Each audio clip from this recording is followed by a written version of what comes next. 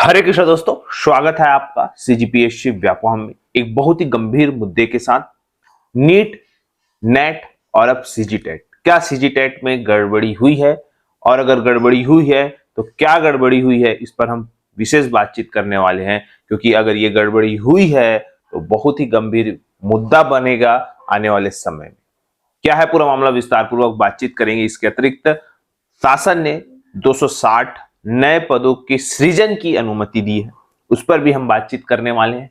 इसके अतिरिक्त मैंने आपको कुछ दिनों पहले अतिथि व्याख्याता, जो सहायक क्रीड़ा अधिकारी और लाइब्रेरियन, इसके संबंध में जो नियम बताए हैं और उसका पूरा डिटेल हमारे टेलीग्राम चैनल पे है। आप टेलीग्राम से जुड़ने के लिए नीचे डिस्क्रिप्शन बॉक्स में लिंक है, वहां से जुड़कर आप उसका पूरा डिटेल जान सकते हैं। फिलहाल इसी पर हम बातचीत करने वाले हैं। तो मैंने आपको कुछ दिनों पहले अतिथि व्याख्याता के संबंध में जो शासन के द्वारा निर्देश है जारी किया गया था, वो मैंने आपको बताया था। और शासन से स्पष्ट निर्देश है कि ये जो सप्ताह रहेगा, इस पे आप जल्द से जल्द आप लोग की जो कॉलेज है, महाविद्यालय है, वहां जो भी विषय के पद रिक्त है उसको जल्द से जल्द निकालने की प्रक्रिया की जाए। क्योंकि आप सभी जानते हैं जो कॉलेजों का नया सेशन है लगभग जुलाई और अगस्त में प्रारंभ हो जाता है। इसी कड़ी में जो शासन ने हर महाविद्यालयों को ये निर्देश दिया है, अपने अपने यूनिवर्सिटीज को, महाविद्यालयों को, कि भाई आप अपने जो महाविद्यालय है उसमें आप जल्द से जल्द प्रोफेसरों की भर्ती करें, अतिथि व्याख्याताओं की, ताकि कहीं भी प्रोफेसरों की कमी न रहे। जब तक नए असिस्टेंट प्रोफेसर की भर्ती नहीं होती तब तक एटलीस्ट इनसे काम चलाया जाए, क्योंकि इनकी नियुक्ति 11 महीने की होगी। आपको मालूम है कि 11 महीनों की नियुक्ति होगी और सबसे अच्छी बात, इसमें छत्तीसगढ़ के मूल निवासियों को प्राथमिकता दी जा रही है। इसके अतिरिक्त इस भर्ती में आप में बहुत देखा जाए तो इसमें एक रेगुलर टाइप का ही है कि एक बार अगर भर्ती कर लेते तो पहले अभी भी ऐसा होता था कि जब आप अतिथि व्याख्याता बन रहे तो आपको हर साल जो है फॉर्म डालना पड़ता था, लेकिन इससे अब निजात मिली है। और अब अगर एक बार अतिथि व्याख्याता बन गए हैं तो वो कॉलेज वाले के ऊपर डिपेंड करते हैं कि आपको रेगुलर करना है, मतलब रेगुलर का मतलब आपको कंटिन्यू में रखना है कि नहीं।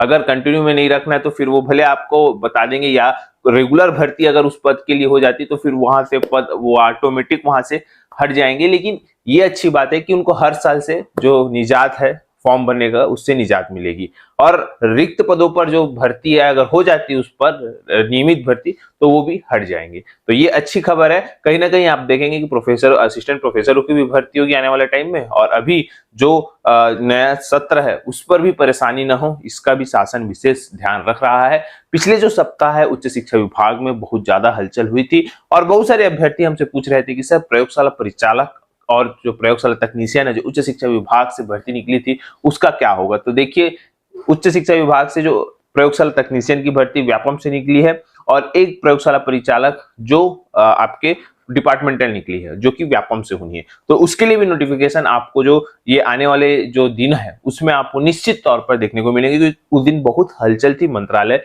में आपके उच्च शिक्षा विभाग के। तो निश्चित तौर पर ये जो वीक है आप लोगों के लिए बहुत ही अच्छा हो।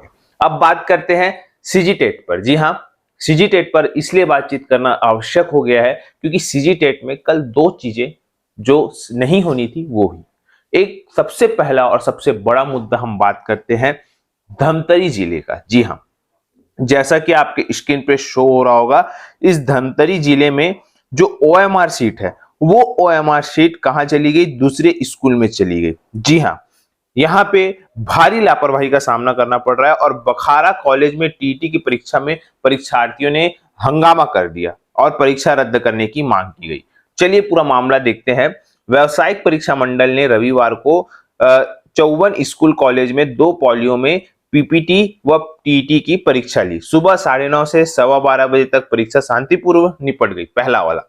लेकिन दोपहर 2 बजे से शाम 4:45 बजे तक टीटी की परीक्षा में हंगामा हुआ। लापरवाही ऐसी कि बखारा में संचालित महर्षि वेदव्यास कॉलेज की ओएमआर सीट हटकेश्वर स्कूल के सेंटर में पहुंच गई। प्रश्न पत्र आधे घंटे लेट व ओएमआर सीट करीब 1.5 घंटे देरी से मिली। मतलब आप सोच सकते हैं 1.5 घंटे देरी से इनको ओएमआर सीट मिल रहा है, तो आप सोच सकते हैं कि किस प्रकार से अभ्यर्थियों को जो है परेशानी का सामना उठाना पड़ा होगा। अगर ये चीजें आपके साथ होती तो आप क्या करते, ये भी आप नीचे कमेंट करके बताइएगा। तो यहाँ पे यही हुआ, 1.5 घंटे देरी से मिली। परीक्षार्थियों ने परीक्षा हॉल में ही आपत्ति की, लेकिन जिम्मेदारों ने ध्यान नहीं दिया। प्रश्न पत्र हल करने के अतिरिक्त समय नहीं मिलने से कॉलेज में ही 2 घंटे परीक्षार्थियों ने हंगामा किया। व्यापम की परीक्षा में हुई लापरवाही के बाद आनन फानन में नोडल अधिकारी सह संयुक्त कलेक्टर जो है वो मौके पर पहुंचे। परीक्षार्थियों ने उन्हें घेर कर हंगामा किया। पुलिस भी बुलानी पड़ी। कॉलेज के मुख्य गेट में प्रबंधक ने ताला भी लगा दिया। परीक्षार्थियों ने भविष्य को ध्यान में रखकर परीक्षा रद्द करने की या बोनस देने की मांग की करके 24 जून को कलेक्ट्रेट का घेराव करने का फैसला किया है। मतलब या तो व्यापम आज आदेश में जारी करके ये बता दे कि जो ओएमआर शीट आधा 1.5 घंटा लेट से पहुंची है, उन अभ्यर्थियों का जो समय खराब हुआ है उसके लिए या तो व्यापम उनको बोनस दे, या तो वो जो सेंटर है उसकी जो परीक्षा है वो फिर से ले। इस प्रकार की इन अभ्यर्थियों की मांग है, और इसी वजह से आज जो है इस पर जो बताया जा रहा है कि कलेक्ट्रेट का घेराव यहाँ पे लेने का फैसला किया है अभ्यर्थियों के द्वारा। देरी से मिली सीट और व्यापम ने नहीं दिया अतिरिक्त समय। महर्षि वेदव्यास शासकीय कॉलेज भखारा के प्रभारी प्राचार्य ने बताया कि 400 अभ्यर्थी परीक्षार्थियों के लिए 420 पेपर मिले थे, जिन्हें निर्धारित समय पर वितरित किया। ओएमआर शीट 160 नग ही मिली थी, जिसकी सूचना तुरंत समन्वयक परीक्षा व छत्तीसगढ़ व्यावसायिक परीक्षा मंडल को दी गई।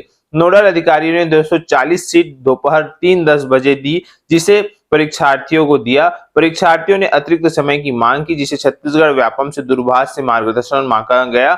वहां से अतिरिक्त समय नहीं देने के निर्देश मिला। इस प्रकार से जो सेंटर के प्रचार है उन्होंने ये चीजें बताई, और दोपहर 3:30 के बाद ओएमआर शीट देना शुरू किया। ओएमआर शीट 1.5 घंटे देरी दोपहर 3:30 बजे देना शुरू किया गया। इसके बावजूद प्रबंधक ने अतिरिक्त समय नहीं दिया गया।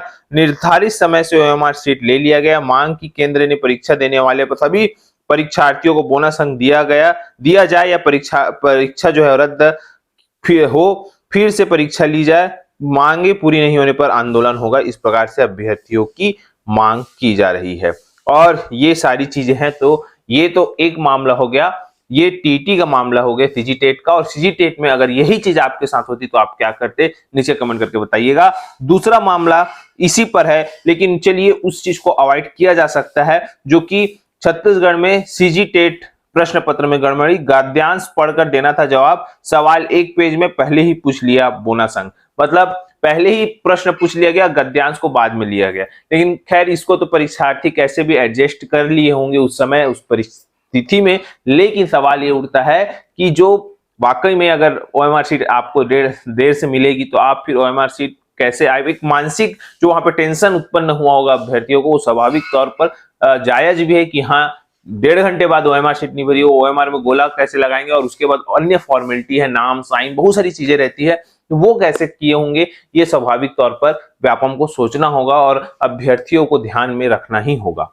इसके अतिरिक्त देखिएगा, अगर हम बात करें तो शासन ने 260 नए पदों के सृजन की अनुमति दी है। जी हां, आप सभी जानते हैं कि हाल ही में अभी फॉरेंसिक डिपार्टमेंट में कुछ पदों पर भर्ती हुई है, और उसका रिजल्ट भी आ गया, और उस पर जो नियुक्ति प्रक्रिया है वो चल रही है। और इसी कड़ी में अगर हम बात करें तो देखिएगा, आपके स्क्रीन पे शो हो रहा होगा, यहाँ पे बताया गया है कि जिला मुख्यालयों में होगी तैयारी। फॉरेंसिक अब 10 दिनों में मिलेगी रिपोर्ट। विज्ञानियों की संख्या 14 में से होगी 42। अब 1 जुलाई से लागू होगा नया कानून।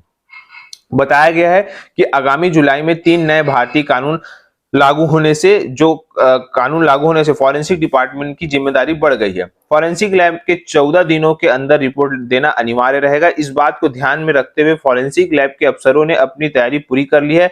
लैब के अफसरों के अनुसार उनकी कोशिश रिपोर्ट 14 दिनों के में देने की बजाय 10 दिनों के भीतर देना है, और वैज्ञानिकों की संख्या बढ़कर 14 से हो गई 42। फॉरेंसिक लैब के जांच करने के लिए वर्तमान में 14 विज्ञानी हैं। इसके अतिरिक्त 28 विज्ञानियों की भर्ती प्रक्रिया चल रही है। फॉरेंसिक लैब में 353 स्टाफ का सेटअप है। शासन ने 260 स्टाफ का सेटअप बढ़ाने की अनुमति दे दी है। याद रखिए 260। इसके अतिरिक्त अफसर के जितने का सेटअप है उससे 70% पद भरे हुए हैं। मतलब अफसर के पद भरे हुए हैं, लेकिन जो वैज्ञानिकों के पद है वो बढ़कर 260 हो गए हैं। और रीजनल लैब में भी जो है वो डीएनए की जांच होगी। मतलब नए कानून से कहीं ना कहीं भर्तियों का जो है पदों का जो है वो सृजन होगा, और आने वाले समय में ये भी पद आपको व्यापम से देखने को मिलेंगे। तो ये आप लोगों के लिए अच्छी खबर थी, पॉजिटिव न्यूज थी। तो यही सब आप सभी को जानकारी देना था। आशा करता हूं कि चीजें समझ आई होगी। वीडियो अच्छा लगा तो इसे ज्यादा से ज्यादा लोगों तक शेयर करें, लाइक करें, सब्सक्राइब जरूर करें।